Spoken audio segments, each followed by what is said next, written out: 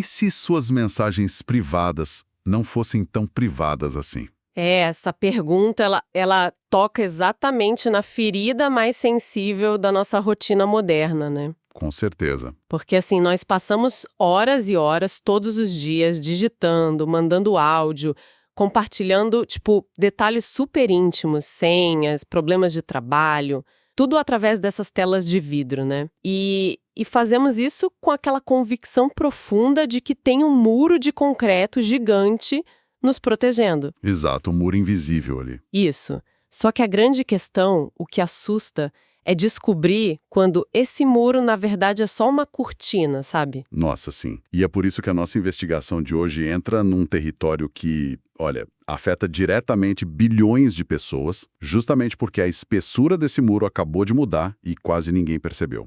Foi uma mudança bem silenciosa. Pois é. Na sexta-feira, dia 8 de maio, uma mudança técnica nos bastidores redefiniu totalmente as regras do jogo.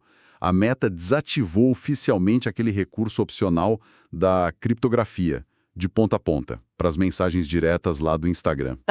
Algo que eles já vinham, tipo, dando sinais desde março, né? Exatamente. Avisaram em março, mas agora é tipo definitivo, é irreversível. E entender as engrenagens dessa decisão é, assim, fundamental para qualquer pessoa que tem um smartphone na mão hoje. Sem dúvida. Porque não estamos falando de uma alteração no layout, um botão que mudou de cor ou um filtro novo para os stories. Não, longe disso. Nós estamos falando sobre o que acontece nos bastidores de verdade, com aquele trânsito massivo de fotos, de vídeos, de áudios que a gente manda, e o mais importante de tudo, sobre quem, no fim do dia, tem o poder real de acessar esse trânsito. É isso que a gente vai desenvendar agora.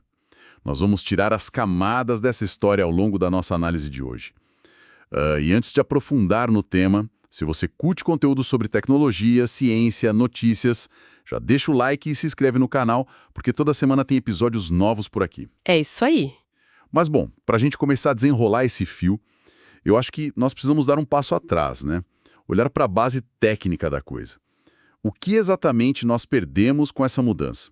Como é que funcionava essa tal de criptografia de ponta a ponta na prática? Bom, o conceito, apesar de ter esse nome super técnico e meio assustador, ele opera de um jeito genial na sua simplicidade. Tá. Imagina assim, é como colocar uma carta em um cofre que só duas pessoas possuem a chave. Certo. O remetente e o destinatário. Perfeito.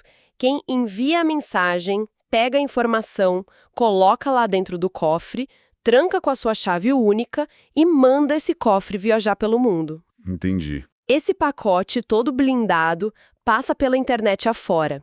Ele cruza cabos submarinos, roteadores de Wi-Fi público, passa pelos servidores daquelas grandes operadoras de telefonia, até finalmente chegar no celular do destino. É uma viagem longa. Muito longa. Mas a grande sacada é que apenas o dispositivo da pessoa que vai receber aquela mensagem tem a segunda chave. É a única chave do universo capaz de destrancar a informação. Então, tipo, ninguém no meio desse caminho todo consegue abrir a caixa e ler o que está escrito ali dentro. Nem mesmo o provedor de internet. Absolutamente ninguém. E olha, o ponto mais crucial de toda essa arquitetura é que nem mesmo a empresa que construiu o cofre... A própria Meta, no caso. Isso. Nem ela possui uma cópia dessa chave. Até pouco tempo atrás, se a empresa quisesse por algum motivo interceptar ou ler o conteúdo de uma conversa que estava protegida, ela ia esbarrar numa barreira matemática pura. Caramba! A proteção, ela não dependia de tipo uma política de boa vontade dos diretores da empresa, sabe? Era uma limitação física do sistema. Exato. Dependia de uma lei da física digital. A matemática simplesmente não permitia. O que me deixa muito intrigado nessa história toda é que esse nível, que a gente pode chamar de nível militar de proteção, ele já existia lá dentro das mensagens do Instagram desde o final de 2023. Sim, já estava lá. Mas o design do aplicativo tinha uma espécie de pegadinha. O recurso não vinha ativado automaticamente para todo mundo. Quem quisesse ter essa barreira matemática tinha que, sei lá, ir lá nas configurações, caçar a opção num menu escondido e ativar a proteção conversa por conversa. Dá muito trabalho, né? Pois é. E essa escolha de design é exatamente onde a tecnologia colide de frente com a psicologia comportamental humana. Como assim? A justificativa oficial da empresa para matar o recurso agora, em maio, foi justamente essa baixa adesão. Eles alegaram que, o volume de uso da criptografia era estatisticamente insignificante.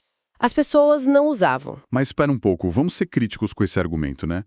Nós sabemos que essas corporações têm times gigantescos, prédios cheios de engenheiros inteligentíssimos focados em prender a nossa atenção. Com certeza, os melhores do mundo. Eles criam aquelas rolagens infinitas, mandam notificações super estratégicas de madrugada só para manter a gente dentro do aplicativo.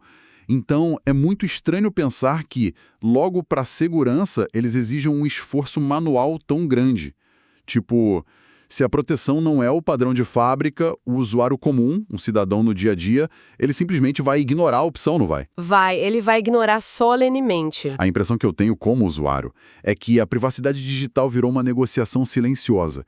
E é uma negociação onde a conveniência é desenhada de propósito para vencer a segurança. Olha, essa sua leitura do cenário é extremamente lúcida.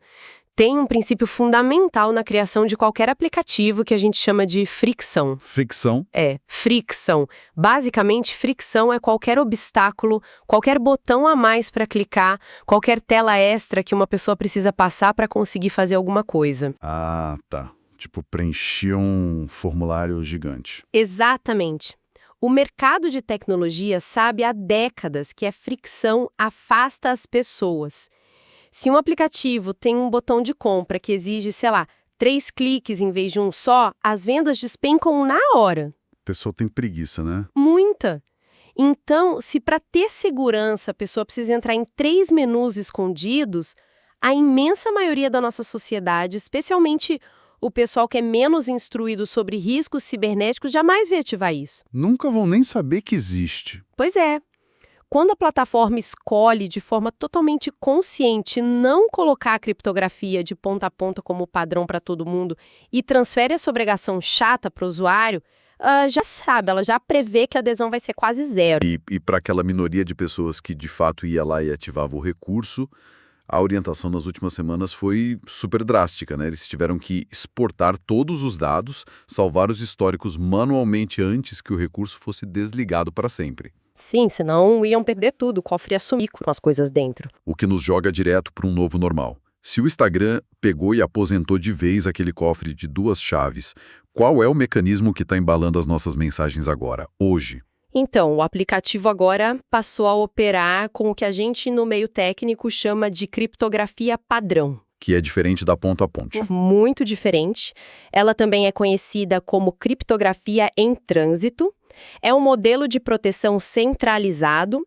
Para quem está ouvindo a gente visualizar melhor, é muito parecido com a arquitetura que os gigantes de e-mail usam, tipo seu provedor de e-mail tradicional. Vamos traduzir isso para algo mais palpável do dia a dia.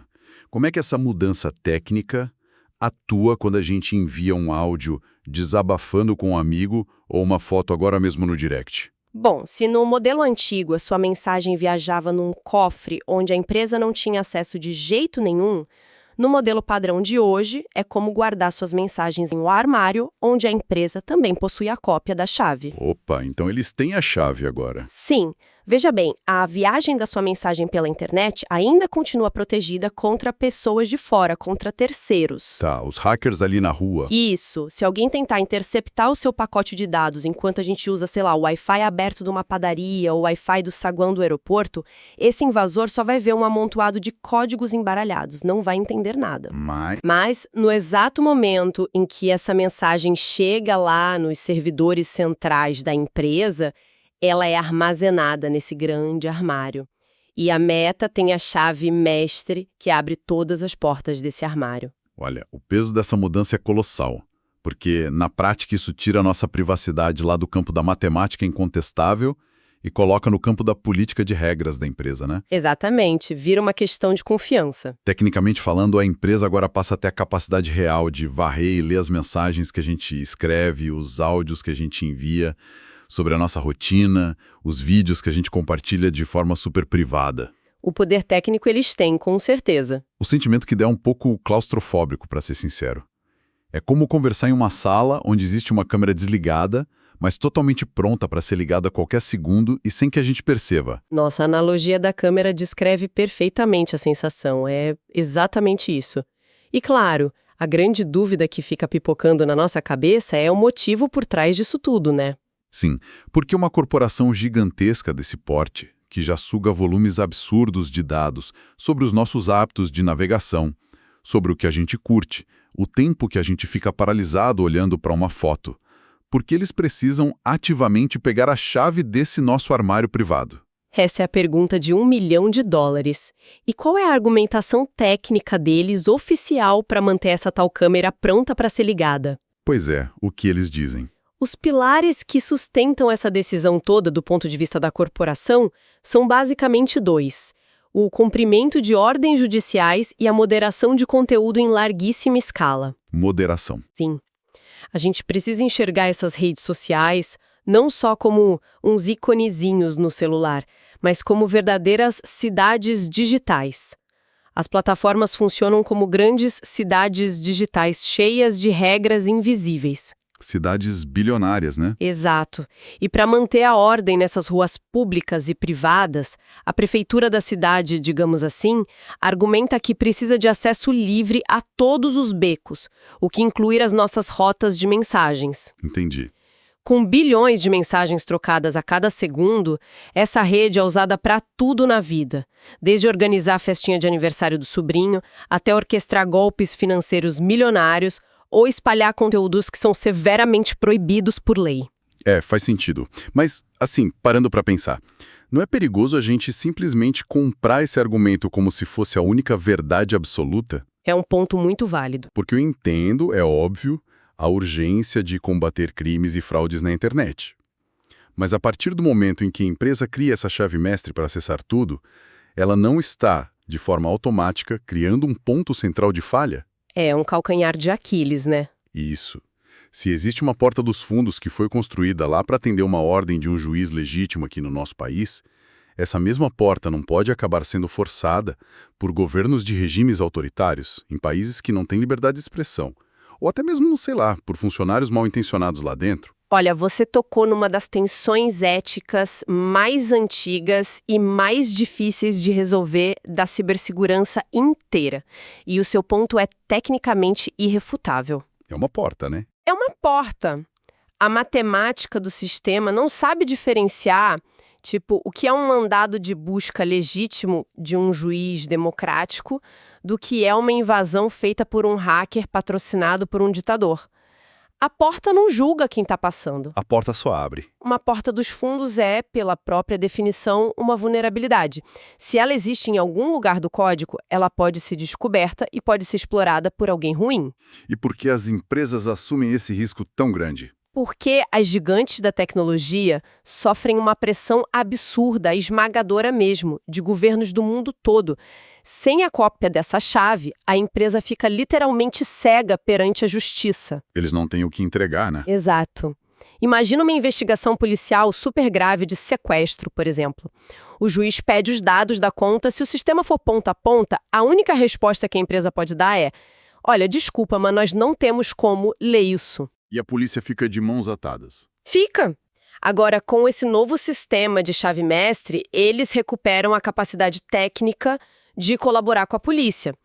E mais do que isso, eles conseguem usar robôs para escanear automaticamente padrões de comportamento suspeito acontecendo dentro das conversas. Só que o que deixa essa arquitetura toda parecendo, sei lá, um quebra-cabeça montado com peças de caixas diferentes é o contraste brutal que a gente vê dentro da própria Meta. Ah, essa parte é sensacional de analisar. Porque enquanto o Instagram agora caminha a passos largos para esse controle super centralizado das chaves, o WhatsApp, que é da mesma corporação, construído pelos mesmos engenheiros no mesmo campus lá do Vale do Silício, segue uma cartilha que é o oposto absoluto disso. E é um detalhe fascinante porque revela como esses aplicativos, na verdade, têm um DNA e propósitos completamente distintos. Como assim, na prática? Lá no WhatsApp, a telecriptografia, de ponta a ponta, não é um botãozinho que você tem que caçar nas configurações, não é opcional. Já vem de fábrica. Ela é ativada por padrão, é obrigatória para absolutamente todos os usuários do planeta desde 2016. 2016, faz muito tempo. Muito.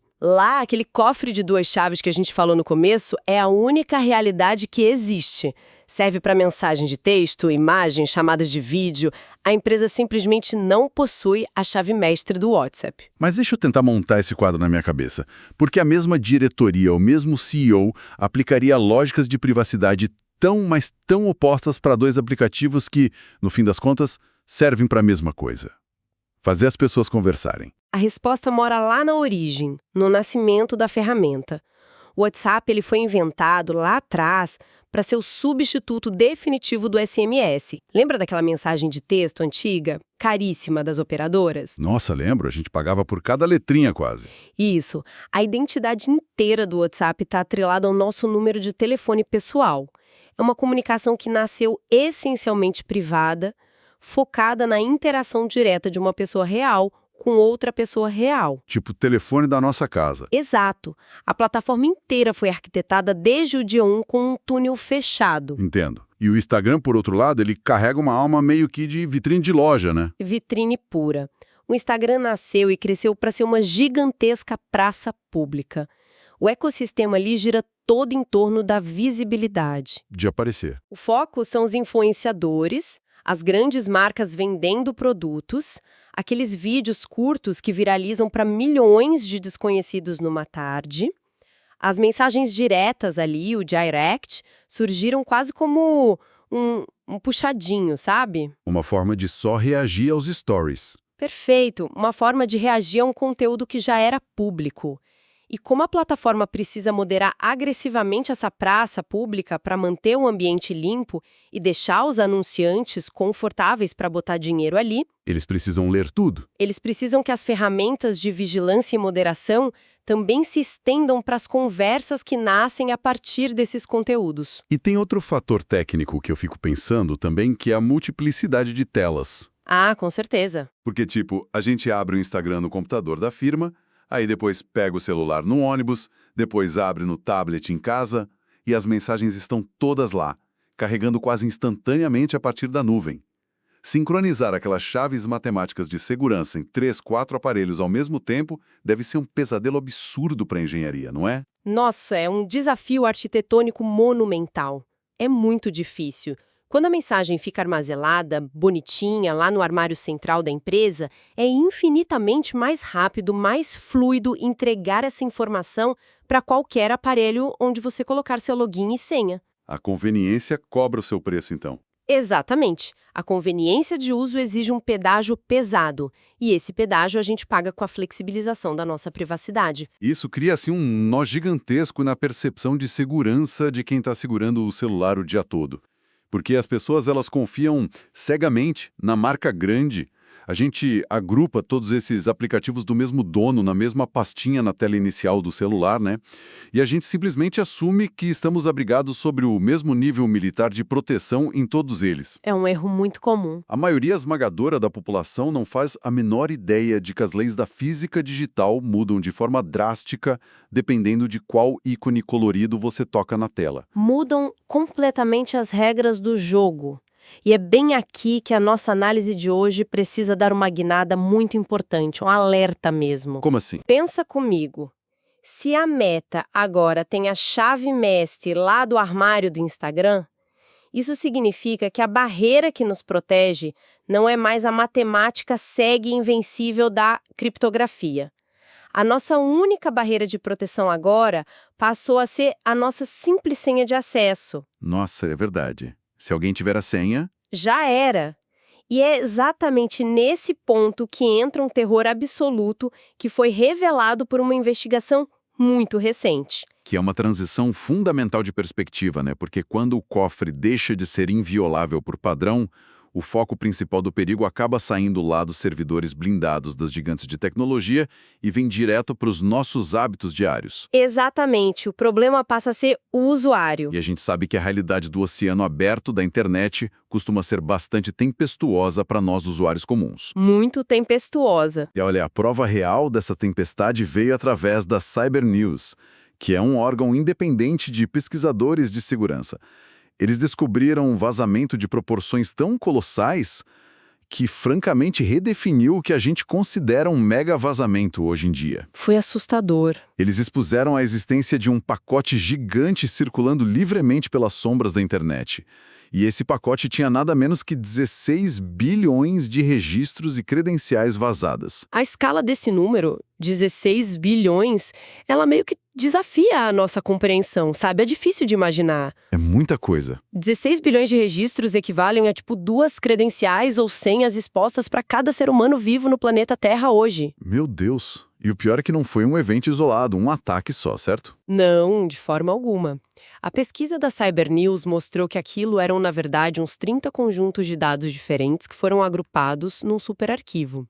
Tinham arquivos ali no meio com mais de 3 bilhões de senhas cada. E o que acende o nosso maior sinal de alerta aqui hoje é que essas informações afetam diretamente os acessos a contas cruciais, coisas do Google, da Apple e da própria Meta, pegando em cheio o Facebook, o WhatsApp e o nosso foco da conversa de hoje, o Instagram. É o combo completo da nossa vida digital. Mas veja bem, quando a gente se depara no jornal com uma notícia com números tão estratosféricos assim, a nossa reação instantânea é imaginar, sei lá, um roteiro de filme.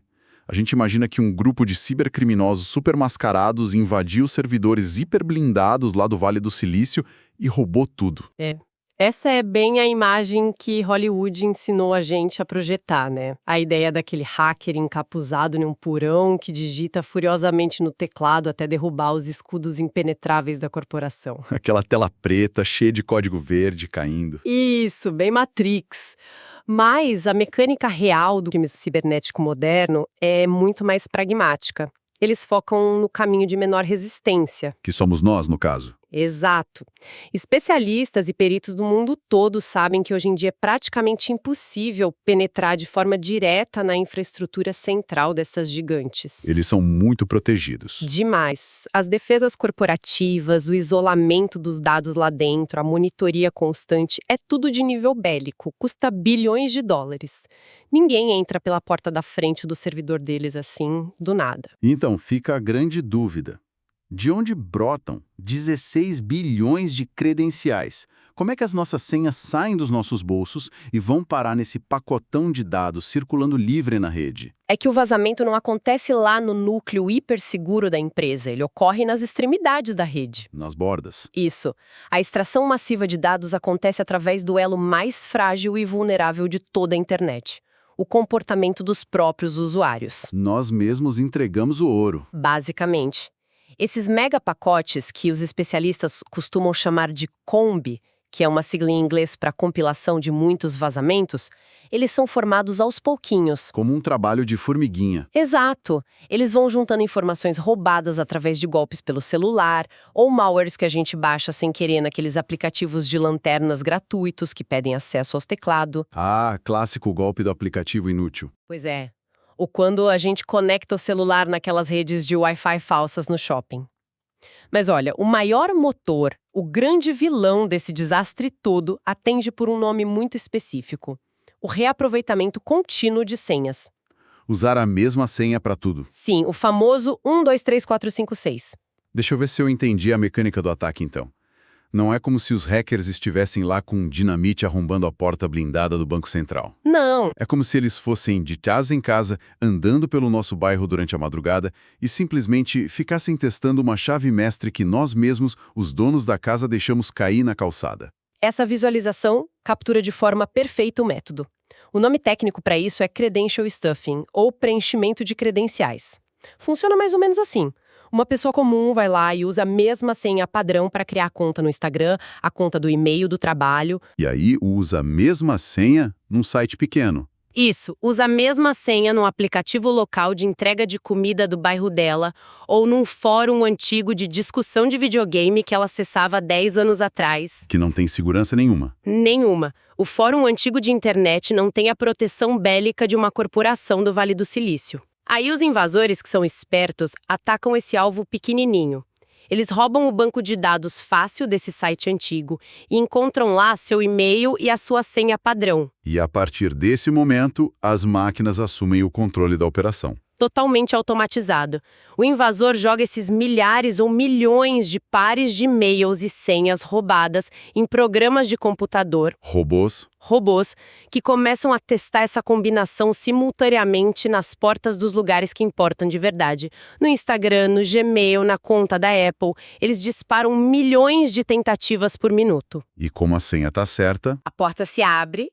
Como as defesas super blindadas da plataforma só têm a função de verificar se a senha está certa e a senha que o robô testou é a correta, o cofre simplesmente destranca. caramba, não houve invasão do servidor central. Houve uma entrega voluntária, a gente deu a chave correta para o ladrão entrar em outro lugar. E ele só usou a chave na porta principal. É um efeito dominó que acontece em escala global. Um efeito que comprova uma premissa básica do nosso tempo de hoje. Os dados se tornaram o combustível da internet moderna. Totalmente. Os algoritmos que ditam o que a gente vê, as plataformas sociais, o comércio eletrônico, tudo é alimentado e operado com base nesses pequenos fragmentos da nossa identidade digital, nos links que a gente clica e principalmente nas senhas que a gente formula. E ao olhar para esse cenário inteiro, nós esbarramos de frente com o grande paradoxo da nossa modernidade. Porque, veja bem, a tecnologia, ela facilita a nossa vida de um jeito que às vezes beira a mágica. Sem dúvida, é incrível. Mas, na mesma medida, ela também amplia e pulveriza nossa exposição. Hoje a gente pode, sei lá, abrir uma conta no banco em 10 minutos sem sair do sofá. Ou realizar reuniões com escritórios do outro lado do planeta. Mas o custo invisível dessa fluidez toda é ter pedaços importantes da nossa vida fragmentados e guardados em dezenas de gavetas digitais diferentes. Gavetas que a gente nem lembra mais que existem. Quem lembra do fórum de 10 anos atrás, né? Ninguém. E no fim do dia, se a plataforma de rede social decide adotar aquela criptografia padrão que a gente falou e passa a guardar as nossas conversas no armário central deles, a única linha de defesa que impede a leitura dessas mensagens é a força da nossa própria senha. Se a gente deixa essa chave de acesso cair num vazamento secundário bobo, o cofre digital mais caro e bem feito do mundo perde totalmente a sua utilidade. É a síntese perfeita. É o conceito de responsabilidade dividida na sua forma mais crua, sabe? Porque não existe nenhuma arquitetura de nuvem bilionária que resista a uma chave que foi entregue voluntariamente pela porta da frente. Não tem o que fazer. E é exatamente por isso que eventos catastróficos como esse vazamento de 16 bilhões de credenciais da Cybernews não podem ser vistos pela gente apenas como mais uma estatística chata de tecnologia. É um aviso. Eles são sintomas de um ecossistema digital que é extremamente frágil. Pois é. E agora, já caminhando aqui para a nossa reta final, quando nós pegamos e amarramos os fios de tudo que investigamos hoje, fica muito claro que o debate sobre privacidade digital vai, assim, muito além das promessas bonitas de marketing das empresas. Muito além. Nós começamos desvendando a escolha da Meta de simplesmente eliminar a criptografia opcional de ponta a ponta lá no Instagram. Uma decisão pesada que aposenta a barreira matemática infalível e entrega as chaves de milhões de conversas diretas na mão da empresa. Tudo sob o argumento de que eles precisam fazer a moderação do conteúdo e cumprir ordens judiciais, moldando o que eles chamam bonitinho de proteção em trânsito. E aí nós mergulhamos no contraste super didático dessa escolha com o que acontece lá no WhatsApp, mostrando para quem está ouvindo que sobre o mesmo guarda-chuva corporativo bilionário, existem diretrizes completamente diferentes operando ao mesmo tempo. Mundos opostos. Exato. Um aplicativo, o WhatsApp, segue aquela rota da comunicação puramente privada como um túnel direto, blindado, enquanto o outro opera focado totalmente na dinâmica das praças públicas abertas, cobrando o nosso pedágio da privacidade em troca de manter uma moderação eficiente no sistema de entretenimento de massa. Para em seguida unirmos tudo isso à revelação chocante desse mega vazamento absurdo. Entendendo de uma vez por todas que, a partir do momento em que a empresa tem acesso às nossas mensagens e a segurança real recai unicamente sobre a nossa senha, o reaproveitamento de senhas fracas deixa de ser só um mau hábito de gente preguiçosa. E passa a ser um risco gigante. Exato. Se torna um risco gravíssimo à nossa própria intimidade, segurança financeira e segurança da nossa família. O que nos leva diretamente ao nosso veredito final dessa análise toda. Olha, um panorama profundo como esse que a gente traçou hoje, ele não serve de jeito nenhum para ficar alimentando pânico digital nas pessoas. Não é para ninguém jogar o celular fora. De jeito nenhum. Serve sim para forjar a nossa consciência cibernética, porque o conhecimento real e a nossa atitude proativa são os únicos escudos que não dependem das atualizações de termos de serviço das empresas. A tecnologia vai continuar alterando o fluxo dos nossos dados amanhã ou depois. Vai mesmo. Cabe a nós, usuários, adotar proteções que são ativas, tipo pegar e começar a usar gerenciadores de senhas para criar senhas únicas, complexas para cada serviço importante e, principalmente, acima de tudo mesmo, ativar aquela autenticação em 2 etapas em absolutamente todos os aplicativos sensíveis que a gente usa. Aquela proteção por SMS ou aplicativo, né? Essa mesma. São essas fricções benéficas que nós mesmos precisamos ter a paciência de criar para dificultar ao máximo o trabalho desses robôs invasores. Perfeito. E construir essa consciência é o propósito fundamental de cada investigação que nós conduzimos aqui. Questionar o design das coisas que nós usamos, não aceitar o primeiro argumento oficial da empresa sem olhar para os desdobramentos por trás e enxergar os movimentos invisíveis que cercam as nossas pequenas ações diárias ali na tela do smartphone. O muro que nos protege, muitas vezes, ele muda de lugar no meio da noite. A textura dele muda de concreto impenetrável para vidro transparente e nós precisamos estar muito cientes dessas alterações. E com todo esse cenário desenhado, com as engrenagens expostas sobre a mesa, fica o espaço para uma reflexão necessária. Quanto mais nossa vida acontece dentro dos aplicativos, mais importante se torna entender quem pode acessar nossas informações